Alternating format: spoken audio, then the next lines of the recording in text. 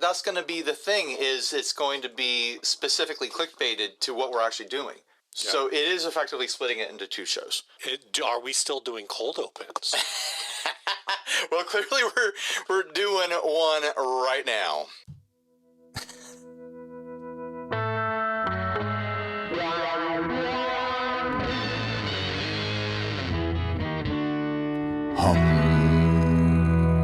I'm not going to do that weird noise thing I did last time. Good. Hey everyone, I'm Ryan. And I'm Steven. This is a 60 Cycle Hum. Ryan. Yeah, Steve. Did you hear? I heard. Andy Mooney is out. Well, he's Fender. Don't act excited about it. He's just retiring, He just dude. retired. It's not like he got fired for doing a guitar crime or something like that. If he's retired, he's still out. Right. But you're out of here, bud.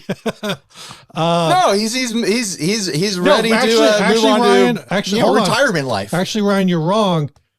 You said he's out of here, Bud, but Bud is the new CEO. Okay, all right. We're coming in hot with the name puns here. His name is Bud, though, and he wants to be called Bud because that's what all the articles are calling him. Yeah, Edward Bud Cole is the new CEO of Fender, and I think a lot of people, one of the conversations that's been going on a lot in the gear space for a long time, well, really, it's just Gibson, and I guess D'Angelico, if you're paying attention, is how these brands have CEOs or founders or whatever that don't seem like they're guitar people. You had everybody comes from somewhere, and CEOs and stuff like that. They don't typically come from bands, and Fender is following the Gibson model. Edward Bud Cole used to work for Ralph Lauren. Okay. Fashionable. Yeah.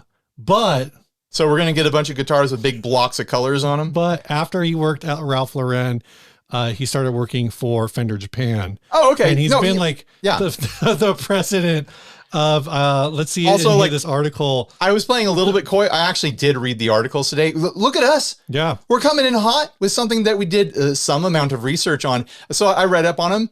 Yeah. Sounds like he's a musician. Sounds like he's been in bands. His band opened for Radiohead in the 90s. Which is I guess if we ever become the CEO of a guitar company, we'd be like, yeah, our band opened for My Chemical Romance. The details are not important, but it is definitely true, and it definitely happened. We opened for them. We played at 2:00 in the afternoon. No, it was 5. Come on. Okay, the sun was up and the sun was down when they started playing. I'll say that. Yeah, I think it was 9 when they started playing. Right. Yeah. It was a festival. Yeah. But we were on the same stage, so I think that counts for something. We got to hang out in the green room with them. We did not talk to them. Yeah. More notably, Cypress Hill was there as well. Yeah, eating all the Frosted Flakes, those bastards. So as far as we know, we're the same as him. Yeah. He's the same as us. I have a feeling his band was probably better than ours. They're called Rain Convention. Apparently, you can find them on YouTube if you want to check out what his band sounds like. Commenters, let us know. Go listen to Bud's music. Let us know down in the comment section if we should check it out. But I think the fact that he has that background, and it has been noted that he's coming from being the president of Fender Asia Pacific, which has had a bit of a revitalization over the last decade or so. I think in the mid 2000s, early 2010s, Fender Japan seemed like they kind of vanished for a while. Well, I'm looking at all that information, him coming from Fender Japan, which I know that Fender Japan has had its ins and outs and back and forth and stuff like that. But I'm interested to see where he takes things, if he decides to take things any direction at all. He might be like, oh, I'm the CEO, I'm handling all this stuff, I'm not going to have a hand on the creative direction of what products are being made. So this is all just we are squarely in the speculation zone, just in case anyone is wondering right now. We are in it. Speculation zone confirmed. Fender Japan does weird stuff. Well, I think that Fender Japan does do weird stuff. Fender Japan does modern stuff. Fender Japan isn't as hung up on, legacy stuff. Right. It'll be interesting to see if some of that DNA comes over to the much larger USA line now. You know, like they had what was the Jaguar with the Starcaster headstock? Was it the Starmaster? Starmaster. It was the Starmaster, which is way too close to Stairmaster for, you know, my neurodivergent reading eyes. Every time I see it written out, I'm like, Stairmaster? A Fender Stairmaster? No, it's the Starmaster.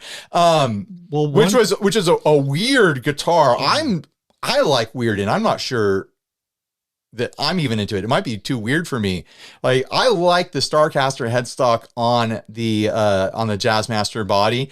I don't know if I'm into that weird little German carve that they did all the way. Yeah. They did that funky thing. Yeah, it's very funky. But maybe if I see one in person, I'll be into it. But in pictures, I'm like, man, I don't know how I feel about that yet. Yeah.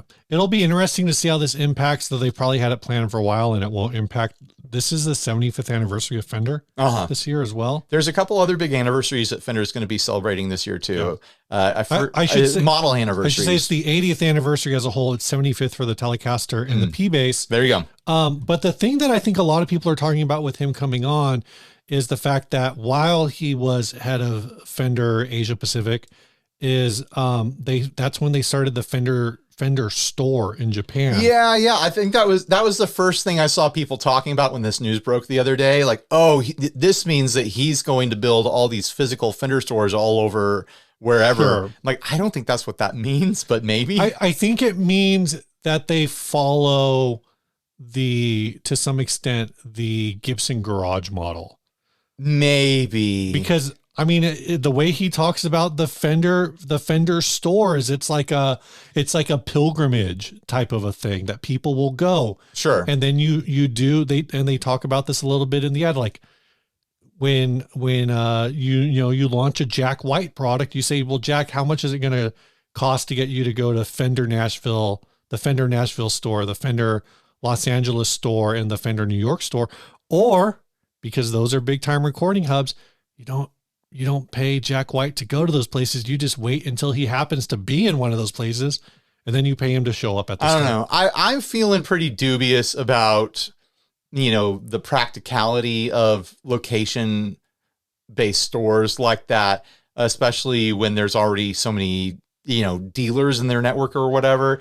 I get having, like, doing the Gibson Garage thing where, this is a flagship sort of place where we can entertain celebrities and investors and dazzle visitors who happen to be visiting the city or whatever, but not have it be like, well, obviously we're going to, build these everywhere there's a Guitar Center. Like, I don't think that's ever going to be a thing. Like, I think maybe a few key locations, but not really. Like, it could be interesting to have a few key locations. Like, they've already got Fender Hollywood and stuff like that, which I know is offices. Yeah. It's not a store, but I don't know what's happening with the property, but hear me out. I'm listening. This isn't just, this isn't just speculation zone. Okay. We're out of the speculation zone. No. I'm saying, like, we're back in the speculation zone. This is like the Alex Jones version of the speculation zone. Here we go. Tinfoil hats.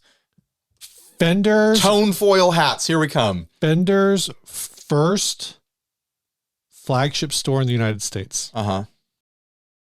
Fullerton, California, in the old G&L shop. Oh, man. It's brilliant, right? Are you bleeping that? I know we talked about bleeping stuff. I guess I'm bleeping stuff. I think that would be a high quality bleep if you want to start bleeping. Maybe I'll just take the segment of you saying bleep and put that over that as my sound effect. That'd be funny. That'd be hilarious. That'd be very funny. Sounds like a lot of work. So much, not too much work either. Like, I just can't wait to do extra work. Thanks a lot for throwing just a steaming pile of your verbal excrement. You could just into my workload. You could just not edit it. I could just cut it out and give you silence. Yeah. Hey, this is a family friendly show right here. Okay, we're not gonna bleep swear. You think we're gonna do that bleep here? No way. Okay, so it seems like this guy's got a lot of experience. It's interesting that they're basically promoting from within. He's, like you said, he's got a musical background. I don't know. There's like an implication that he knew the guys in the Gin Blossoms and that he knew the guys in Jimmy Eat World, But it also could be like, again, if we said I read that part of this, apparently the same article that we both read. Yeah, because I sent this one to you. The way that I interpreted that is that he was in the same music scene, as far as from the same location, the same city. That's like us saying, well, we're musicians from San Diego, so we're always hanging out with Sprung Monkey. That's a big jump. I could have name dropped POD, I could have name dropped Swiftfoot, I could have name dropped so many Christian bands, and I went with Sprung Monkey. Not even a Rocket from the Crypt. I know. Hey, but to your point, Ryan, since you mentioned Christian bands, Phil Wickham did watch me get a haircut one time. Only once? I think only once. I think he's been around a couple times for me. That was in his when he was a kid. That was like his white teenager, his white undershirt phase when he just looked like a mom pants, dirty little hipster. When he was wearing all those skinny jeans. I don't know if he was wearing skinny jeans. Oh, he was. Well, I'm saying when he was watching me get a haircut. I don't know. Okay, yeah. Anyway, so there's one thing in this article that I think a lot of people. Do any of you know who Phil Wickham is? I bet a lot of people do. He is friends with a bunch of our friends, so it's kind of like you get it. Yeah. We were at parties Phil Wickham was at. We actually were in that case. Yeah. I remember. No, I had a meal at Islands with Phil Wickham. And Phil Wickham was there. He was on the other end of the table, and I was elbows deep in the never-ending chips and root beer. But he was there. Here's my last take on Phil Wickham because you always see him on stage, and this is with a lot of people on stage. You always see him on stage. You always see you primarily see people on stages. Why are we talking about Phil Wickham? Because but what I'm gonna say is that dude is way shorter than I thought. I'm not gonna comment because I don't even remember. I think he's like 5'7", 5'8". I don't know. We're tall guys. It's not nice for us to bring up people's height, Steve. No, I'm just saying when we're both 6'9". I'm not saying it's good or bad. Steve's 6'9", I'm 6'7". I hate you so much. Okay. Sorry for everyone driving with their kids in the car. Yeah. I already bleeped the swears, and now I'm doing that to you. Yeah. I'm 6'2" and 3/4 or something. I'm just a solid 6'2" with shoes on. One of the things he says that a lot of people are honing in on is he says, I strongly believe that. We're not talking about Phil Wickham anymore. No. We're back to talking about Bud. Finally. Yes. One of the things that Bud says is I strongly believe that AI will create opportunities that are unimaginable today controversial. For players to learn, to create, to record, and to express themselves. With Fender being the market leader, we will be at the forefront and are totally committed to that. A lot of people are angry about AI. That this means that that there's going to be an AI Stratocaster at NAMM. Yeah, AI Strat. Here we come. What's your takeaway from that? To me, statement? That sounds like they're looking into products that will be attached to what is it called? Fender Play? Yeah. Like their lessons thing. Yeah. Like some sort of AI personal assistant, like personal lesson guru robot thing. I don't know. I really, really highly doubt that we're going to see Fender released an AI designed Strata Telecaster, whatever. Like that seems ridiculous to me. I would be shocked if Fender and all sorts of other companies in that same kind of grouping, that same sort of tier, aren't already using AI to kind of take a look at the statistics of their books and things like that. They 100% are. To figure out what's selling best where, so they can plan their lines for the future and things like that. I bet they're utilizing all sorts of stuff like that. So if everyone at home is clutching their pearls about a company using AI, it's over, guys. All the companies are using it, some effectively, some not effectively. We already had an episode about this. People don't want to see it, but if you're not seeing it, it doesn't mean it's not there. I do agree with you, though. I think that the primary integration, or at least the first integration that I would expect to see from them for public consumption, is something built into Fender Play. That's going to end up being some sort of like Suno, backing track generator. Right. Or I could see it being like, or you'd be like, hey, it sounds like you need to work on your bends. No, exactly. It could be like these bends are no picnic. Like think about That's a throwback. That's a big throwback to a whole other show. Yeah, that thinking about the idea that, you could play, do your practice in Fender Play with the phone listening to you. And then at the end, it's like, Get notes. our AI teacher has compiled here's 5 things for you to work on. Sounds like you need to hit the metronome. Yeah. Like it's going to give me that every single session. So I don't, and then Death by metronome inflicted by an AI overlord. Yeah, and guitar teacher. I could imagine they do the kind of thing that they've talked about.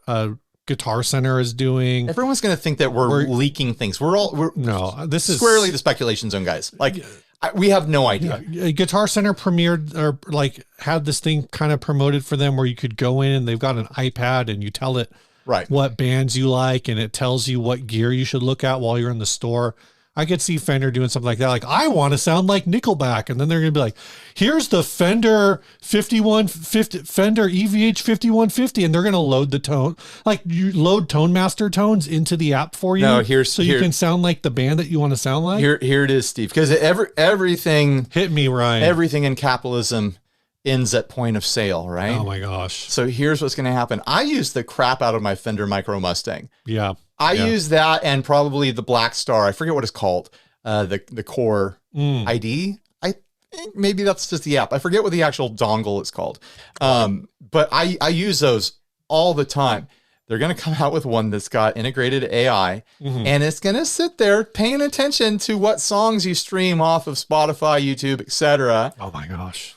Paying attention to what music you're jamming along to, paying attention to the tones you dial in, and then Fender is going to serve you ads elsewhere. Facebook, Instagram, maybe in your favorite guitar podcast, 60 Cycle Hum, specifically targeted towards you based on the gear that the bands you like use, based on the sounds that you dial in. Oh, it's all marketing. Everything is marketing. You know that there's Fender employees. Am I right? You don't have to comment on this video. Like, send me a text or we already know. Email me. Or, am I going down the right road here? Because that feels like something a company would do, right? Yeah. Maybe it's not, but like I've told this story before. I'll make it real quick, Steve. So I won't get into the details. I shot video for conventions years and years ago, and like 3 years in a row, I shot for this big data convention that would come through town, and I got to hear everything that all these big data gathering companies are doing with all the data, and it's this sort of stuff. Is it big data or is it a big convention about data? It's a big convention about big data. Okay, so it's both. It's a big data convention. It was such a big convention that it wasn't in the convention center downtown where they have Comic-Con. Right. It was in that giant inflatable building sized tent they have down by the Embarcadero. Let's move on. Let's move on. Let's not talk about it anymore. But thousands and thousands of people were there. Yeah. So he actually starts on February 16th. So that's after NAMM. So, I mean, NAMM's probably been planned for Fender for like a year, if they're even going to be there. Right now, as of recording this, they are not on the NAMM map. From what I understand, they will be there as individuals representing the company, but I don't think they'll have a booth. This is interesting to me. And I'm, again, going back to the speculation zone. The thing that this article says is dynamism and innovation are his calling cards, and working alongside a product team encouraged to color a little more outside the lines. That bodes well for delivering on his promise of a blockbuster 2026. Speculation zone. People here, some people listening are going to hate that I'm going to say this. This kind of sounds like Henry J. Well, I read those parts, and what I'm reading when I read those is this is the section for the investors and the stockholders and the shareholders, the consumer. The people who are watching this show, for the most part, that information is meaningless to them. It's don't worry, guys. Fender's going to have a great year this year. They don't. You guys don't. Heckin' care. Yeah, you don't flip and care how good of a year Fender has, right? You care whether or not they put out the guitar you want and the finish you want, with the pickups you want, with the bridge you want, with the neck shape and radius and woods that you want. All this list of specs. That's what you care about. You don't care about if Fender has a great year Like that's for the shareholders. Dynamism is also just a word where I'm like, what does that even mean? Yeah. Of course, we made fun of Fender a lot. Was it last year they did the innovation thing, or was it 2 years ago? I don't know. But what I almost, when I throw the Henry J thing out there, it's everyone thinks about the Henry J era by its failures. But when you look at the history of Gibson as a whole, like Gibson coming off the Norland era was its reputation was trash. Also, like the rebuilding of Gibson was almost entirely seen, both the rise and somewhat of a fall by Henry J. Also, like let's talk about like our youth kind of like decade where Henry J was in charge of Gibson and we were coming into guitar. Yeah. I'm talking late 90s up through mid 2000s. Yep. Everybody's taste heckin' flippin' sucked. Like new metal was the thing.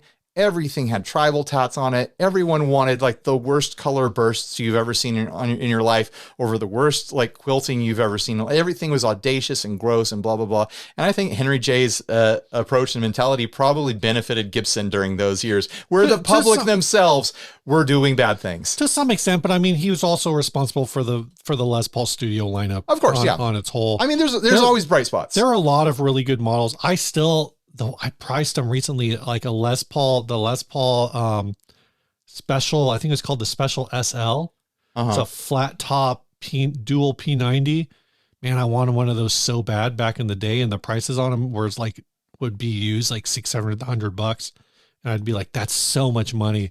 And now I think they're like $2,000 or $1,500. Yeah. I'm like, no, that's a lot of money. I should have splurged a little. Yeah, but how much money did you have then versus how much money do you have now? You have a grown adult salary now. Yeah, but where before that money would have been like, wow, I've got to save for 4 years. The difference is you don't have kids to feed. I was going to say the difference is that when I was that age, I probably could have bought it, but I was probably worried about my parents judging me for spending that much money on a guitar. Also, whereas now my wife won't judge me for buying a guitar like that. I will just judge myself. Right. And also your tax preparer will be like, what the hell is this? I have to prepare my own taxes. Okay. All right. Smart guy over here can do his own taxes. Keep it on the background of every live stream that I do with Philip, and then I write it off my taxes at the end of the year. There it is. There it is. There's the thing that I bought, tax guy. There's the receipt. How much of a difference do you think the CEO? Oh man, it probably very little. Like it's a thing that made the news, and the CEO is going to catch all the flack anytime something goes sideways. But how much is he actually going to do? We don't know. Yeah. The rest, anyone who's outside the Fender organization doesn't really know like how much he's going to change things. Like if we see things going sideways with Fender, like the public's going to be like, oh well, Bud over here, what is he doing? No one asked for this, but if everything's going great, they're going to be like, well, finally they listened to what we want. When what we know about ourselves and what we know from doing this show for 12 years and studying you guys, the guitar audience, is you don't know what you want.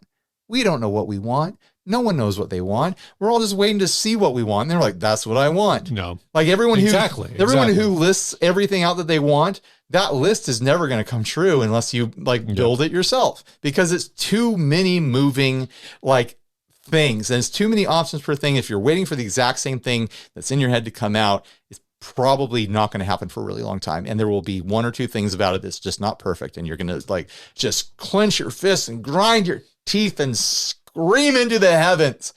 Yeah. One last thought, I think, for me. This article on Guitar World says that his first guitar was a made in Japan 69 thin line Telecaster reissue. And it says, he has 50 guitars now, but that's the one that whenever he's traveling, he has that guitar with him. Really? That is such a odd choice of primary instrument. What was it again? Of the 69 thin line, like a 69 thin line reissue. Right. That doesn't have the wide ranges, does it? No, that's the F hole with the traditional Telecaster layout. And I feel like that's such a unique choice that. Well, he probably just likes it. It probably feels good. It was his first guitar. It's a comfort instrument for sure. But to me, it's almost like, if it was just a standard Strat or an American Strat or Telecaster or, you know, some offset or whatever, it'd be like, oh yeah, that's okay. Yeah. Everyone, you know, oh, that guy loved Clapton or whatever. Right, right. It's a bit unique, isn't it? This is a unique choice. And it's a weird thing in my brain to key off of, but it's like, this that makes me think like, no, he seems like he's a real one.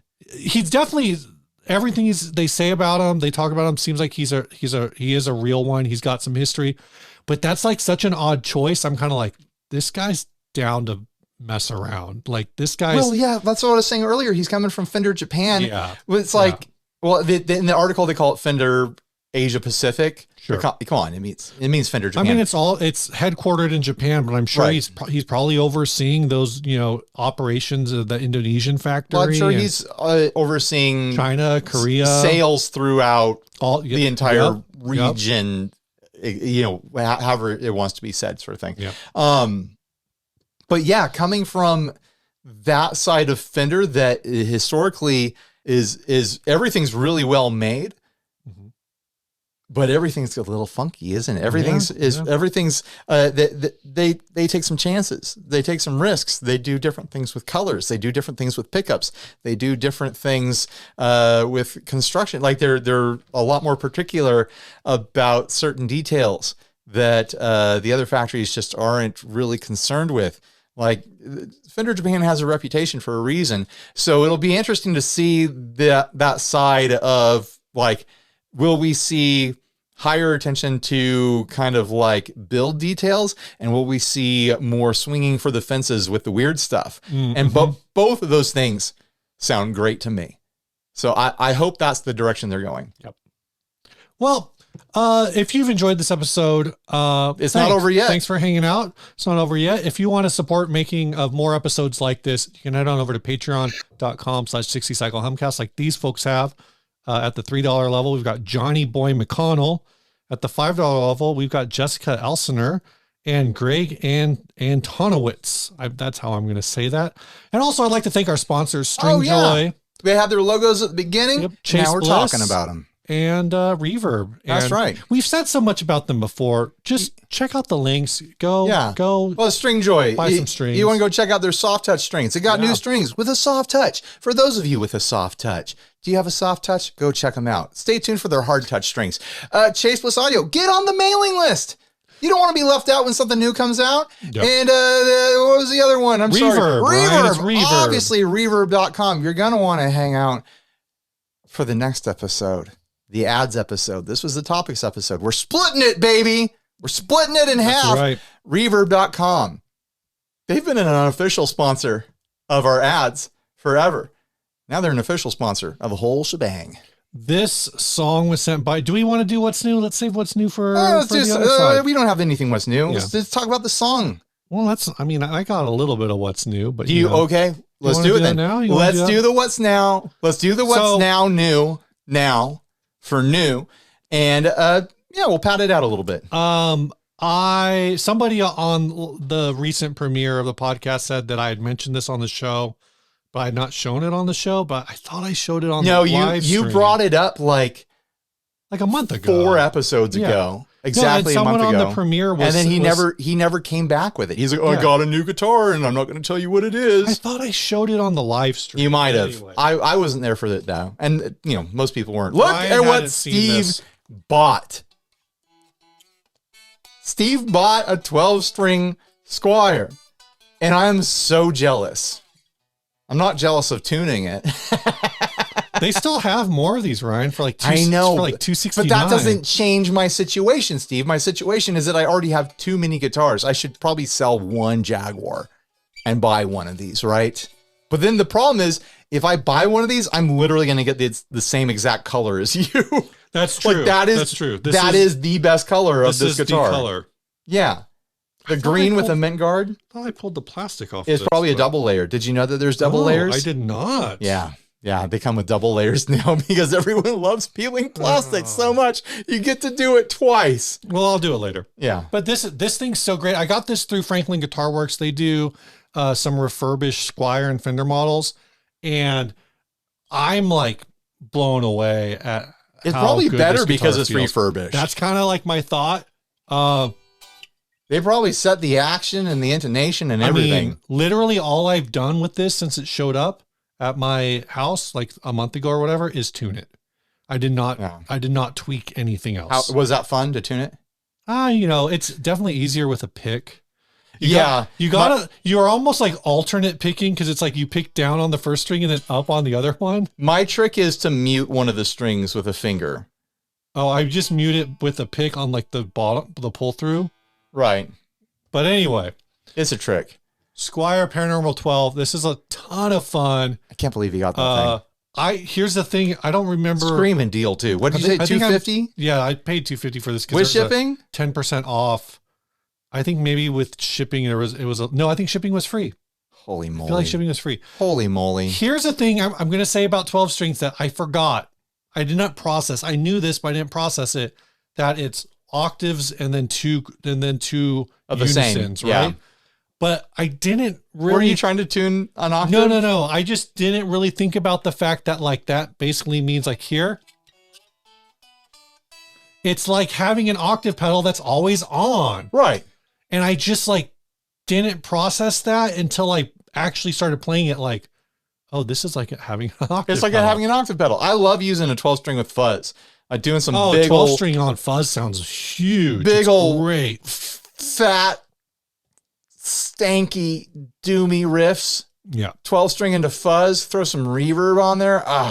It's great. Everyone thinks a 12 string and they think of the Eagles or whatever. Hotel California, here we come. No, man. Just drop some fuzz bombs. Might as well make it an octave fuzz too. Why not? Why not? Why not? Ryan. Man, I'm so jealous. This song was sent by Niels Rønsholdt. It says, thank you for your lovely and interesting podcast. I listen to it every week and enjoy the feeling of community you create. Thanks. Allow me to suggest a song line for your end of episode track. In this track, it's a lot of different guitar, reamping of acoustic guitars, rubber dampening, etc. But first of all, it's a song. This song is called After Mardi Gras. Shiny clouds lit from beneath, broken pearls in the driveway, night for some, morning for me. Everyone can tell that now there's nothing left to stay for, nothing left to wait for. The heat sticking to the skin, like the memory of a city, like yesterday's Mardi Gras. Still sticks to the trees, but now there's nothing left to wait for, nothing left to stay for. We could have been kings, we could have been queens, we could have been everything we wanted to. It could have been now, but it's not. No, it's not. We always knew there'd be nothing left to wait for, nothing left to stay for. Dry leaves on the front porch, something dead in every corner. Flocks of birds migrate at dawn. Even they can tell that now there's nothing left to stay for, nothing left to wait for. Naked trees dressed up as ghosts, pearls pile up on the fences, vacant windows everywhere, dead-eyed and dark, 'cause now there's nothing left to wait for, nothing left to stay for. We could have been kings, we could have been queens, we could have been everything we wanted to. It could have been now, but it's not. No, it's not. We all always knew there'd be nothing left to wait for. Nothing left to stay for.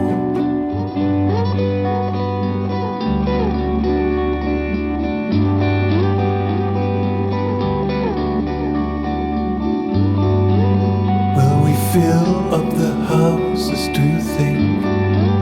Will we light up the windows? Will we be waiting again? Will the ghosts come back to life? Wanting again? Will we throw the pearls back into the hoping again? Will the birds return? Will we be waiting again? Will we return? We can be kings, we can be queens, we can be everything we want to be. It could have been now, but it's not. No, it's not. We always hope there'll be something left to wait for. Something left to pray for.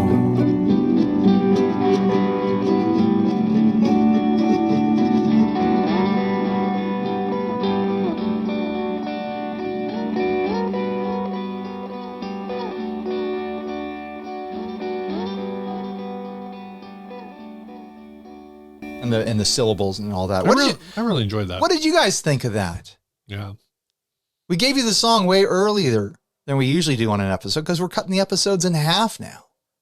What did you think about that? You made it to the end. You made it to the end song. You've never done that before. This is the end of the episode. How does it feel? Thanks, Neil, for sending the song. Niels, sorry. There's two of them. I really enjoyed this. And yeah, I'd like to know, we're trying a new thing. We're doing a topic episode every week, and then we're going to do an ad episode that's probably going to be a Monday and a Friday. So let us know what you think of the new format. Yeah. There is a little bit of an experiment, isn't it? You guys are the guinea pigs, or are we the guinea pigs? We're the scientists. We're also the guinea pigs, or no, we're the scientists. They're the guinea pigs. They're the guinea pigs. Actually, YouTube, the algorithm is the guinea pig. Well, I don't know. Yeah. What do you guys think? Do you feel like a guinea pig? Say goodbye, Ryan. Bye, everybody. Stay grounded.